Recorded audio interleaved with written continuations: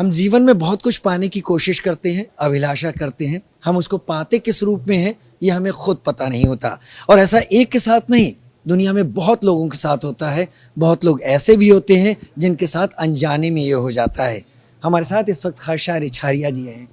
झांसी से मुंबई, वो जो दुनिया थी वो रियल थी, उसमें ऐसा क्या नहीं मिला जो आज आप हमारे सामने निरंजनी अखाड़े में मौजूद हैं।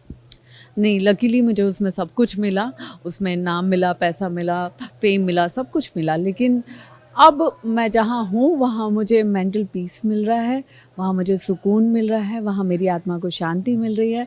तो मुझे लगता है कि एक टाइम पे इंसान को इसकी ज़्यादा ज़रूरत होती है। तो जिस फील्ड से आप हटकर इस फील्ड में आई हैं, वहाँ पर तो शायद एक बड़ा तबका उसको ही सफलता मानता है। शांति, पीस आपको क्यों लगा सबसे ज्यादा जरूरी?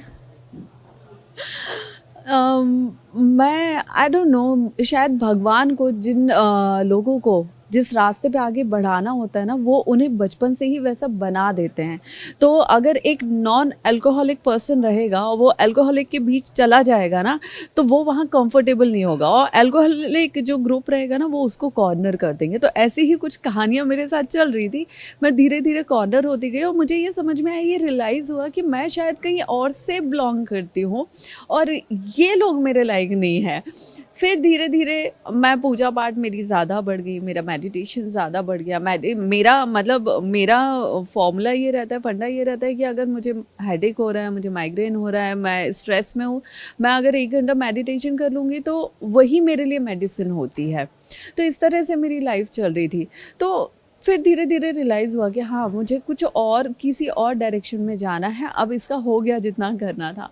तो ऐसे फिर मैंने धीरे धीरे उसको चेंज किया। कभी मन करता है कि आप वापस जाओ? बिल्कुल नहीं। ऐसा कैसे ये हो गया? ये मतलब मुझे अब शोर शराबा और वो सब मतलब अब मुझे बहुत इरिटेट करता है। मुझे बहुत शांति पसंद है। अगर मैं अभी आप मुझे कोई भी बॉलीवुड मूवी पूछेंगे, कोई भी बॉलीवुड सॉन्ग पूछेंगे, तो मुझे नहीं पता है क्या रिलीज़ हुआ है, क्या लॉन्च हुआ है, मुझे कुछ नहीं पता है। मैं अपना भजन सुनती रहती हूँ, बहुत लाइट भजन सुनती रहती हूँ, अपने शांत रहती हूँ। सुबह शाम मेरे स्पीकर पे भजन बजते रहते हैं शांति से। मैं मेडिटेशन करती हूँ, मैं रीडिंग करती हूँ, मैं योगा करती हूँ। तो वो मुझे बहुत अच्छा लग रहा है, वो मुझे बहुत पीस दे रहा है, बहुत शांत बना के रख रहा है।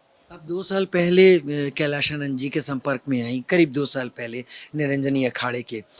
क्या ऐसा आपको उनसे मिला जिसके बाद आपको लगा कि नहीं, अब बस, अब मुझे चेंज लाना है?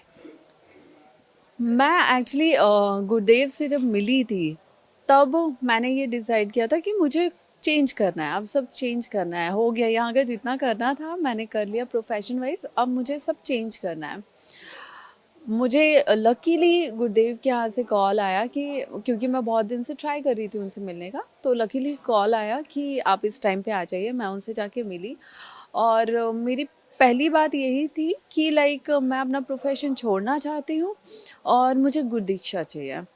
तो उन्होंने मुझे समझाया कि प्रोफेशन छोड़ना कोई सॉल्यूशन कभी नहीं होता है। आप, और मैंने उनसे ये भी बोला कि मुझे संन्यास लेना है, तो उन्होंने मुझे तुरंत मना किया, तुरंत टोका उन्होंने कि हर इंसान के लिए ना एक लाइक हर चीज़ बनी होती है कि आपको गृहस्थ जीवन भी उतना ही जीना होता है। उसके बाद गृहस्थ जीवन जीने के बाद आपको संन्यास लेना है, जो भी लेना है आप कीजिए, लेकिन एटलीस्ट जो ऊपर वाले ने जिम्मेदारियां दी हैं आप उनको बखूबी निभाइए, उनको पूरा कीजिए।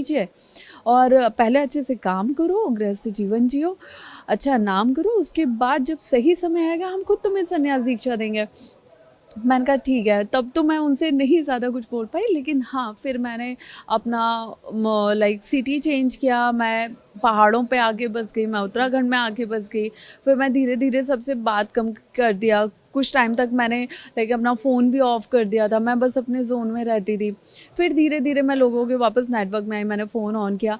और लेकिन मैं अपने जोन में ही रहना पसंद करती हूँ कि लाइक मुझे डिस्टर्बेंस नहीं चाहिए, मुझे पीस चाहिए, मुझे भजन सुनना है या मुझे मेडिटेशन करना है।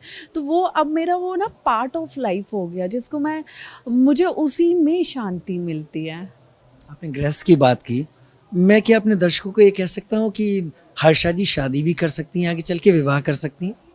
देखिए मैं तो नहीं चाहती हूँ, ठीक है। गुरु ने जैसा कहा मैं वो कोट कर। हाँ, मैं नहीं चाहती हूँ, but at the same time हमारे यहाँ सबसे पहले सनातन धर्म में सिखाया जाता है कि एक गुरु होना बहुत अनिवार्य है जीवन की मोक्ष के लिए, और उतना ही ज़रूरी है उस गुरु देव की बात बिना कुछ सोचे समझे हमेशा मानना, क्योंकि गुरुदेव कभी अपने बच्चे का बुरा नहीं चाहते, कभी उसे गलत सलाह नहीं देते।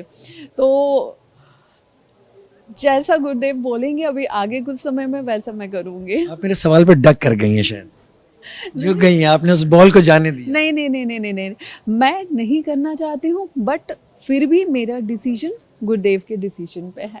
मशहूर तबला वादक जाकिर हुसैन साहब ने एक बात कही थी, शिष्य टीचर सिखाता नहीं, शिष्य सीखता है। ऐसा कोई टीचर नहीं होता है जो सिखाता है, ये शिष्य होता है जो सीखने के लिए आगे बढ़ता है, टीचर को मजबूर करता है। आपने ऐसा क्या सीख लिया है जो आप वो पा बैठी हैं जो आज का युवा पाना चाहता है? मतलब दुनिया की नज़रों में आना, सबसे खूबसूरत साध्वी का टैग मिल जाना अचानक, और वो भी तब जब आप सन्यास के रास्ते पर अपने को ले जाने जा रही। ये देखिए, ये ना महादेव की कृपा है, ये मेरे गुरुदेव की कृपा है कि उन्होंने मुझे यहाँ पे बुलाया, और यहाँ आने के बाद फिर जो कुछ भी हुआ बीते 2-3 दिन में वो आप सबके सामने है, और जो कृपा मेरे ऊपर हुई है वो सबको दिख ही रही है। तो अब इसके बारे में मैं क्या बोलूँ, मुझे सच में नहीं पता है। थोड़ी सी कृपा आप मेरी तरफ ट्रांसफर कर दीजिएगा, मुझे भी जरूरत है। लेकिन माता पिता ने कभी आपको रोका नहीं? माता पिता ने कभी चाहा नहीं कि बेटी आपने सन्यास पीस की तरफ जाने की सोची है? अभी मेरे पेरेंट्स को नहीं पता है कि मैंने सन्यास के बारे में सोचा है। उनको ये पता है कि हाँ, मैं भक्ति के मार्ग पे जा रही हूँ, और उससे वो बहुत खुश हैं। लेकिन सडनली कहीं ना कहीं मीडिया के थ्रू उनको पता चल गया है कि बहुत सुंदर साध्वी करके, तो अभी वो थोड़ा सा मुझसे बात नहीं हो रही है। मैं जल्दी बात करूँगी तब देखोगी क्या हालात है। जीवन जीने के लिए बहुत बेसिक ज़रूरतें होती हैं। आप जिस तरीके से आपका गेटअप है, ये चीज़ें ये नहीं आती इस तरीके से, तो क्या सन्यास के साथ साथ आप अपनी उन जिम्मेदारियों को भी निभाती रहेंगी जिससे एटलीस्ट वो जो ज़रूरत होती है खर्चे की वो भी आप अपनी मेहनत से पैदा करती रहें? देखिए, मुझे ज़िंदगी के ना 15 साल हो गए जब मैंने अपने घर से 1 रुपये भी नहीं लिया है अपने खर्चे के लिए, कभी नहीं लिया है। मैंने हमेशा ये चाहा है कि मैं उनके लिए कुछ करूं। आज उन्होंने हमें अगर बड़ा किया है तो उन्होंने इसलिए नहीं किया कि वो पूरी ज़िंदगी हमारे खर्चे उठाते रहे, राइट? तो मैं अभी, क्योंकि मैंने अपना प्रोफेशन छोड़ दिया है, सब चीज़ें छोड़ दी हैं, मैं इस रास्ते पे आ गई हूँ। बट फिर भी मैंने आपको बोला, क्योंकि मैं साधु नहीं हूँ, मैं सन्यासी नहीं हूँ, मैं साध्वी नहीं हूँ, मैं बीच बीच में 1-2 शोज़ करती हूँ ताकि उससे मैं अपनी फाइनेंशियल जो चीज़ें हैं उसको मैनेज कर पाऊँ। लेकिन हाँ, अब मुझे लगता है कि इस साल से वो जो 1-2 शोज़ के चांसेस हैं वो भी ख़त्म हो गए हैं। हम आपको भविष्य में कभी प्रवचन करते हुए सुनेंगे? महादेव की इच्छा जैसी। कुंभ में आपको कैसा लगा? बहुत अच्छा, बहुत अद्भुत, और जो चीज़ें मैंने नहीं सोची थी वो यहाँ आके मुझे मिली हैं, और लाइक ये जो एक्सपीरियंस है ये वर्ड्स में नहीं कहा जा सकता। बहुत धन्यवाद हर्षा जी मेरे साथ बात करने के लिए, और समय दिया। निरंजनी अखाड़े में समय मिला, हमें आपसे बातचीत करने को समय मिला। बहुत कुछ हमने जाना हर्षा जी के बारे में, निरंजनी अखाड़े के बारे में, और कैलाशानंद जी के बारे में जो कि उनके गुरु हैं। इस अखाड़े के जरिए हर्षा जी के बारे में विस्तार से समझा।